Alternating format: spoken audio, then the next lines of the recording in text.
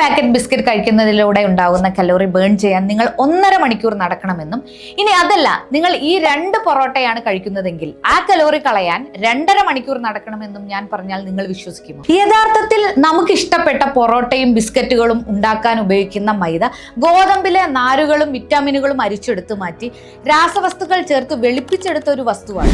നാരുകൾ അഥവാ ഫൈബർ കുറഞ്ഞ കാർബോഹൈഡ്രേറ്റ് ആയതുകൊണ്ട് തന്നെ ഇത് കഴിച്ചാലുടൻ രക്തത്തിലെ പഞ്ചസാരയുടെ അളവ് പെട്ടെന്ന് വർദ്ധിക്കുന്നു.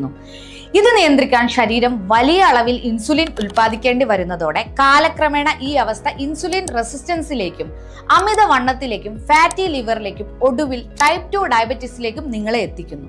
ഇതിനു പുറമെ ബിസ്ക്കറ്റുകളിൽ അടങ്ങിയിരിക്കുന്ന ട്രാൻസ് ഫാറ്റും അമിതമായ പഞ്ചസാരയും ഹൃദയാരോഗ്യത്തെ സാരമായി ബാധിക്കുന്നവയാണ്.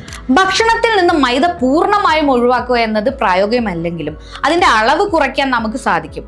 മൈദ പൊറോട്ടയ്ക്ക് പകരം ഗോതമ്പ് പൊറോട്ടയോ ചപ്പാത്തിയോ പത്തിരിയോ ശീലമാക്കാം. വിശക്കുമ്പോൾ ബിസ്ക്കറ്റിന് പകരം ഒരു പിടി നട്ട്സോ പഴങ്ങളോ മുളപ്പിച്ച ധാന്യങ്ങളോ കഴിക്കാവുന്നതാണ്.